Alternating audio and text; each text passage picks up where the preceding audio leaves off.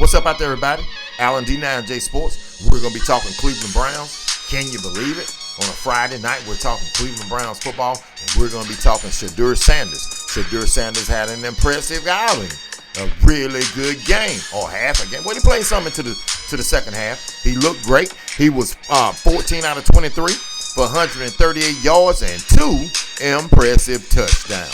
So let's delve into this thing. Well, I wanted to see myself how Shedeur will react in playing in an NFL game. And although it's the preseason, I'm here to tell you that for a lot of guys out there, the preseason means everything. And he's no different than them. Some of the players out there are already on the roster, but for some of the guys in preseason, be able to get out there and get the job done. What was most impressive to me is that we know that Shedur Sanders really wasn't getting that many reps in practice. But yet he used his opportunity when he stepped on the football field, and he looked like he belonged. He really looked like he belonged. So you know that the young man has been reading all the press clippings or hearing all the noise from the outside, even hearing the noise on the inside. But yet the young man stayed even keel, and he was able to produce out there on the field. I want you to think for yourself. Now, if you go to work, you say you start a new job. You start a new job, and you're, 2 weeks into the job, and all of a sudden you get left alone at the office by yourself. How are you going to produce? I want you to think about that. And that's the kind of pressure this young man was under. But he went out there, and it looked like he was a wily old veteran.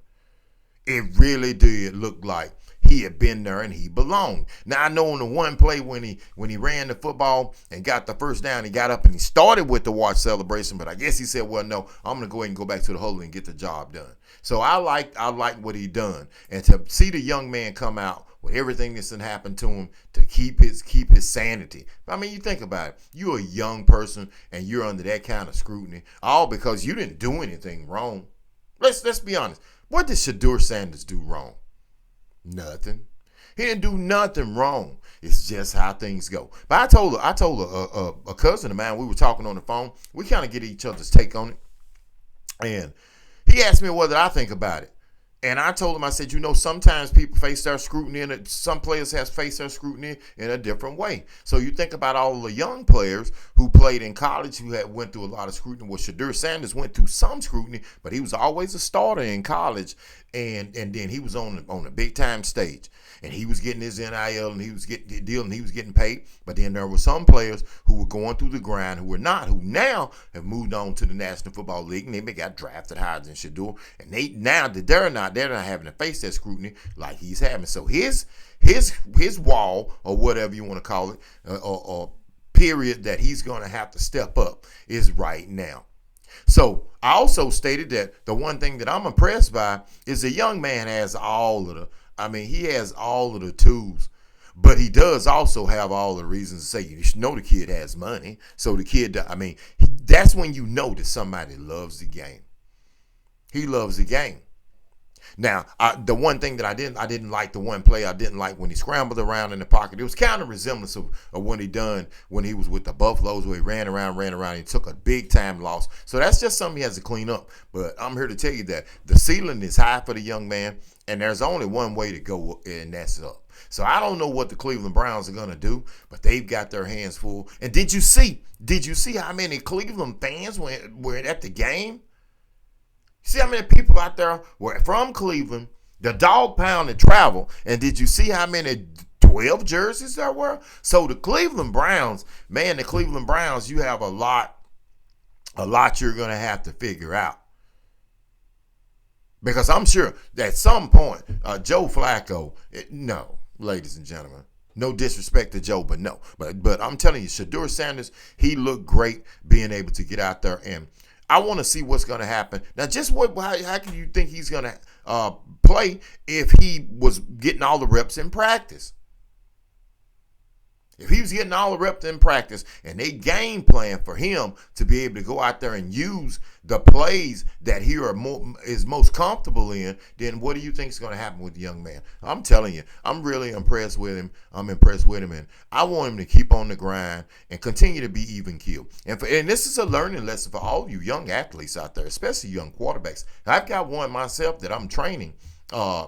a young man, and you all guys all know him, Trevor Beatty. Hey, and I continue to tell him, it's about putting in that extra work. And when you put in that extra work, and when your opportunity does present itself, then that's when you're going to have to step up. You don't listen to all the naysayers. You don't listen to anybody, because what's going to happen a lot of times out there, just like with Shedur Sanders, you're going to hear all these people who really never played quarterback on any level, they're going to have their opinion. I know I've heard it from this kid that I'm training about what this and that, but all the people who were giving those opinions never played quarterback, never went through the adversity having to play quarterback.